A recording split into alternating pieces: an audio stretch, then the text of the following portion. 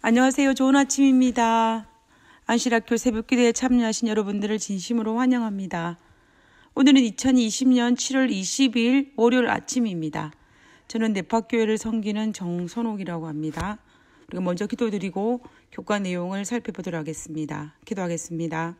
하늘에 계신 하나님, 저희들에게 이 마지막 시대에 어떻게 살아야 할지 예수님을 통하여서 삶의 모본을 가르쳐 주심을 인하여 감사를 드립니다. 우리가 우리의 삶이 혼란스럽고 어려울 때마다 하나님께서 이 땅에서 어떻게 사셨는지를 묵상하면서 그 삶을 사모하며 그 길을 따라갈 수 있는 저희들 되게 하여 주시옵소서. 주님께서 우리와 함께 하시고 오늘 이 시간에도 하나님을 통하여서 예수님의 삶을 통하여서 우리에게 가르쳐주신 그 말씀을 깊이 묵상하고 우리의 삶의 일부분이 될 수 있도록 도와주시옵소서. 우리를 언제까지나 돌보시고 우리를 위해 중보기도하여 주신 예수님의 이름으로 기도드렸습니다. 아멘. 감사합니다. 오늘은 2020년 제3기 하나님의 성교에 참여하는 기쁨이란 주제로 네 번째 시간인 타인을 위한 기도의 능력입니다. 오늘은 제4과 타인을 위한 기도의 능력의 두 번째 시간인데요. 우리가 어제 첫 번째 시간 1월 소지에서는 우리가 살고 있는 이 세상은 하나님과 사탄 사이에 선악의 대쟁투가 벌어지고 있는 영들의 전쟁인 것처럼 우리가 반드시 행해야 하는 이 선교 현장에서도 역시 사탄과 하나님 사이의 영적인 대쟁투 속에 있기 때문에 우리는 중보 기도를 통해서 하나님의 더 강한 은혜가 흘러 넘치기 위해서 우리의 중보 기도가 필요하다는 것이었습니다. 그리고 하나님께서는 감사하게도 우리를 중보 사역을 통해서 이 땅의 선교 사역에 우리를 동역자로 동참시키셨다는 것을 살펴본 것이 어제의 내용이었습니다. 그러면 오늘 그 두 번째 시간으로 월요일 소지에서는 전능하신 중보자 예수님이라는 주제를 가지고 살펴보게 될 것입니다. 먼저 오늘의 기억절을 읽고 시작하도록 하겠습니다. 히브리서 7장 25절에 그러므로 자기를 힘입어 하나님께 나아가는 자들을 온전히 구원하실 수 있으니 이는 그가 항상 살아계셔서 그들을 위하여 간구하심이라.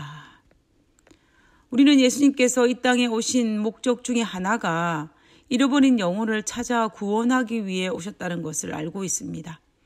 그래서 직접 사마리아 우물가의 여인을 찾아가셨고 그리고 삭개오를 찾아가셨던 예수님을 우리는 알고 있습니다. 그러므로 예수님께서 이 땅에 계실 때 행하신 그분의 모본을 통하여서 우리가 오늘날 어떻게 이 선교 사역을 해야 할지를 우리가 정확하게 알 수 있을 것입니다. 그분은 누구보다도 잃어버린 영혼을 구원하는 일을 위해 기도의 능력을 활용하셨던 분입니다.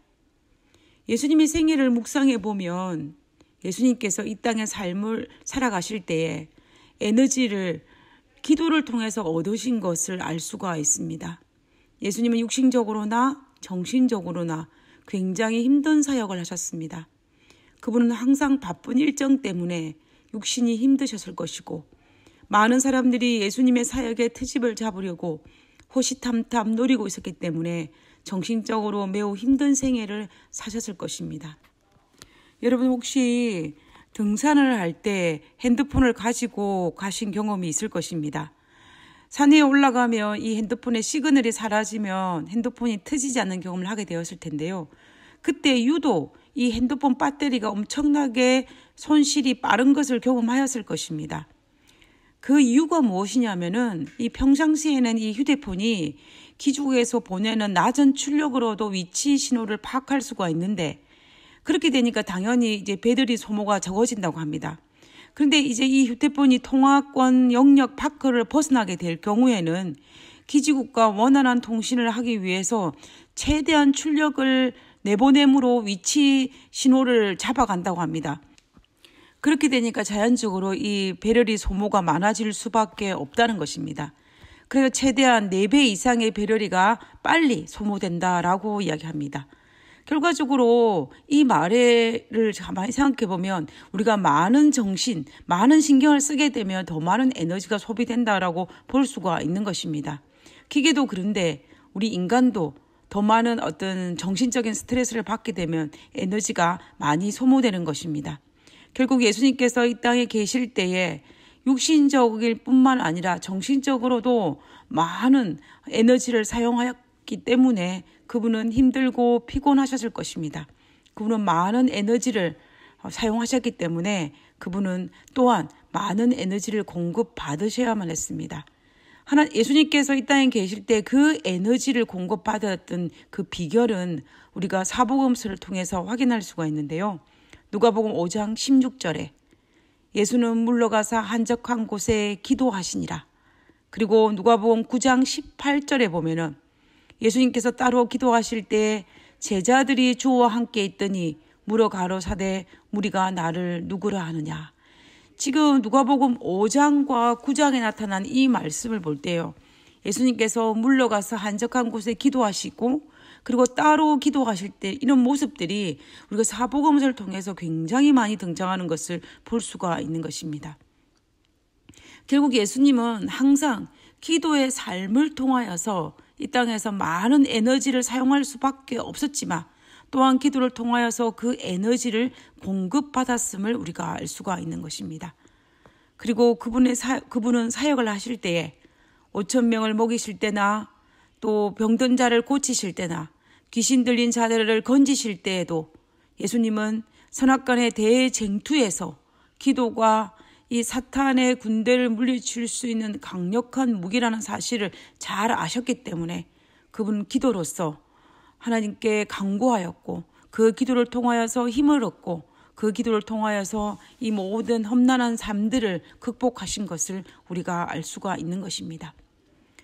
교과책에서 이렇게 기도에 대해서 아름다운 정의를 한 것이 있습니다. 58페이지 중간 부분에 보면 기도는 우리의 무한함과 연약함을 전능하신 하나님의 능력에 결합시키기 위해 하늘에서 지정한 방법이다. 그것은 우리가 기도하는 대상들의 마음에 유일하게 감동을 주실 수 있는 하나님께로 우리 자신을 끌어올리는 수단이다. 너무 놀라운 파워를 가진 기도의 능력이지 않습니까?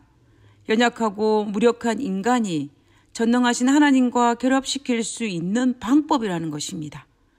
결국 우리가 하나님께 기도의 힘을 입지 않고서는 우리는 올바른 전도를 할 수 없음을 여기서 이야기하고 있는 것입니다. 우리가 59페이지의 영감의 교훈을 읽어보면 사탄을 이기는 기도의 능력이라는 부분이 있습니다. 교회정원 1권 296페이지에 있는 말씀인데요. 믿음의 기도는 그리스도인의 큰 능력이 되므로 분명히 사탄을 이기게 해줄 것이다. 그런 이유 때문에 그는 우리에게 기도할 필요가 없다고 속삭인다. 그는 우리의 중보자이신 예수님의 이름을 몹시 싫어한다. 그러므로 우리가 열렬히 기도로서 그분께 도움을 구할 때 사탄의 군대는 놀란다. 우리가 기도하는 일을 등한히 하면 사탄의 목적 성취에 도움이 된다. 우리가 누구를 도와야 할지 우리는 정확하게 알고 있습니다. 사탄을 도울 수는 없지 않습니까? 그러므로 우리가 사탄을 이길 수 있는 유일한 방법인 기도를 통해 이 영적 싸움에서 승리할 수 있도록 우리의 모든 문제를 하나님께 가져가는 그 기도를 우리가 드리는데 게을리 하지 않아야 할 것입니다. 그리고 또 놀라운 사실은 우리 예수님이 지금도 우리를 위해서 중보 사역하신다는 사실입니다. 예수님께서 십자가에 달리기 전에 앞으로 시험받을 베드로를 위해서 기도하신다고 약속하셨습니다. 누가복음 22장 31절에서 34절에 있는 말씀을 보면요. 시몬아 시몬아 보라 사단이 밀가부르듯 하려고 너희를 청구하였으나 그러나 내가 너를 위하여 내 믿음이 떨어지지 않기를 기도하였노니 너는 돌이킨 후에 내 형제를 굳게 하라. 저가 말하되 주여 내가 주와 함께 오게도 죽는데도 가기를 준비하였나이다. 가라사대 베드로야 내가 내게 말하노니 오늘 닭 울기 전에 너가 3번 나를 부인하리라 하시니라. 여기에 분명히 예수님은 베드로의 믿음이 떨어지지 않기 위해 기도하신다라고 약속하셨습니다. 예수님의 이 약속은 십자가에 달리기 사건 전후에 있을 시험을 위해서만 기도하신다는 뜻은 아닐 것입니다. 예수님께서 베드로에게 약속한 이 약속은 십자가의 사건을 점하여 있을 시험뿐만이 아니라 그가 초대교회를 운영하면서 받을 수많은 사탄과의 시험까지도 포함하여 기도하신다는 약속하신 것입니다. 베드로는 예수님의 중보 기도의 대상자였던 것입니다. 예수님의 기도를 받고 활동한 사람이 바로 베드로라는 것입니다. 그런데 사실 더 놀라운 사실은 베드로뿐만 아니라 오늘 우리도 예수님의 중보 기도 목록에 우리의 이름이 올라와 있다라는 사실입니다. 예수님은 우리의 중보자가 되십니다. 디모데전서 2장 5절에 하나님은 한 분이시요 또 하나님과 사람 사이의 중보자도 한 분이시니 곧 사람이신 그리스도 예수라. 이 디모데전서 2장 5절에서 분명히 하나님과 사람 사이의 우리의 중보자가 바로 예수님이라고 말씀하고 있는 것입니다. 결국 예수님은 우리의 중보자이십니다. 베드로의 중보를 하셨던 예수님께서 우리의 중보자도 되시는 것입니다. 그리고 요한일서 2장 1절에 보면은 만일 누가 죄를 범하여도 아버지 앞에서 우리에게 대언자가 있으니 곧 의로우신 예수 그리스도시라라고 하였습니다. 우리의 중보자 예수님은 지금도 우리를 위해 간구하고 계십니다. 우리는 반드시 기억해야 합니다.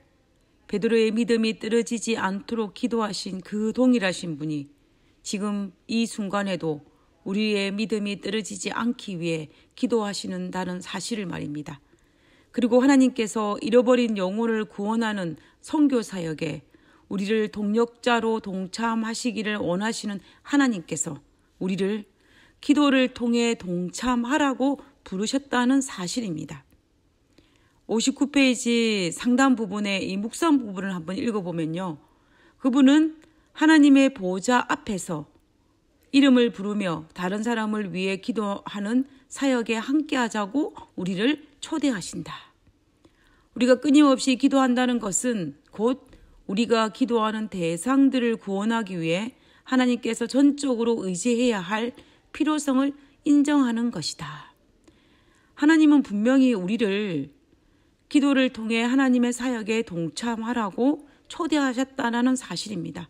그리고 그 기도를 통하여서 우리는 이 모든 문제들을 하나님께 내어 맡기고 하나님을 의지하는을 우리가 인정한다는 사실을 우리의 믿음을 드러내는 것이라 볼 수가 있는 것입니다. 우리는 이 기도를 통하여서 하나님의 사역에 동참해야 할 것입니다. 한 이야기를 해드리기를 원합니다. 어느 날 한 선교사가 병원에 쓸 돈을 가지고 중국인 조력자와 함께 걸어서 돌아오고 있는 도중이었습니다. 그런데 해가 질 즈음에 그들은 아직 집에서 멀리 떨어져 있었기 때문에 무사히 해가 지기 전에 도착할 수가 없었습니다.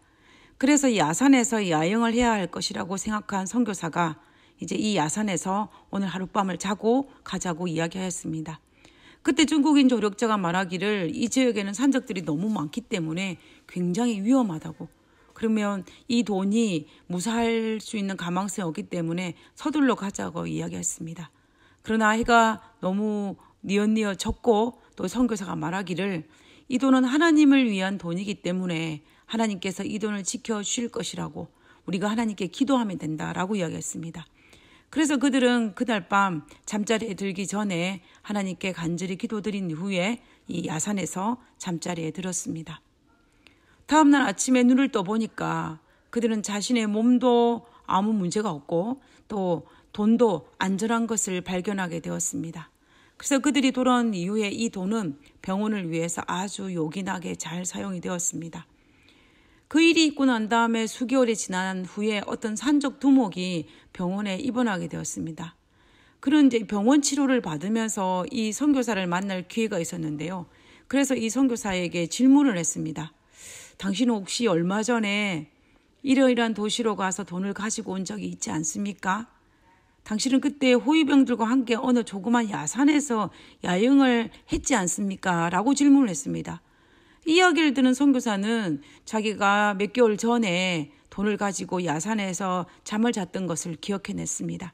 그래서 말하기를 야산에서 야영한 적은 있지만 호위병들을 데려간 적은 없다라고 이야기하였습니다. 근데 이 산적 두목이 말하기를 아니라고, 분명히 내가 호위병을 봤는데 그때 그 돈이 당신들이 가져온 것을 알았기 때문에 내가 그 돈을 약탈하기 위해서 갔는데 27명이나 되는 호위병들이 지키고 있었기 때문에 내가 도저히 무서워서 약탈을 할 수 없었다라고 고백하는 것입니다. 얼마 후에 이 선교사가 영국으로 돌아와서 어느 집회에서 이 이야기를 간증을 하였습니다. 그런데 그 집회에 참석했던 어떤 사람이 그 선교사에게 이렇게 말했다고 합니다. 선교사님, 우리가 그날 밤 기도 집회를 가졌는데 저는 지금도 그때 일을 완전히 확실하게 기억을 합니다. 그러면서 자기의 일기장을 들추며 이렇게 보여주었습니다. 그날 밤 기도 집회에 참석했던 사람의 숫자는 모두 27명이었습니다. 라고 적혀졌습니다. 그래서 그들은 결국 27명이 이제 선교지에 가 있는 그 선교사를 위해서 기도했던 것입니다. 우리가 이 이야기는 너무나 놀랍지 않습니까? 나라가 멀리 다른 나라에서 거리가 엄청나게 떨어져 있지만 이 27명이 영국에서 기도했는데 이 중국에 있는 한 선교사의 밤에 잠자리에 드는 그곳에 호위병이 되어서 그들을 지켜줬다는 것은 우리가 드리는 기도가 어떻게 하나님 사역에 연관되어지는지를 우리가 충분히 알 수 있는 부분입니다. 우리는 이 놀라운 기도의 파워를 알고 기도로 그분의 사역에 동참하는 우리 모두가 되었으면 좋겠습니다.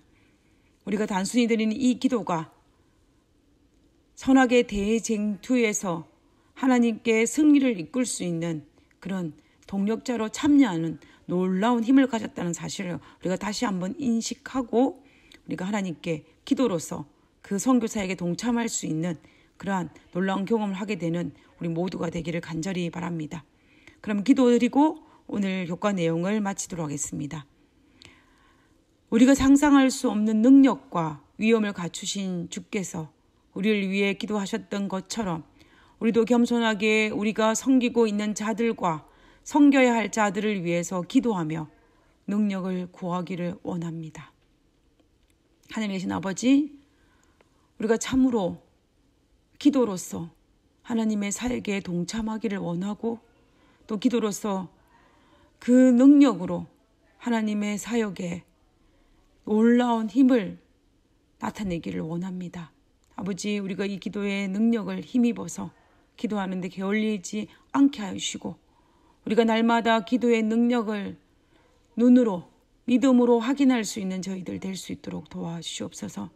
그래서 우리가 기도하는데 지치지 않게 하시고 날마다 새로운 마음과 떨리는 마음으로 기도할 수 있는 우리 모두가 될 수 있도록 도와주시옵소서.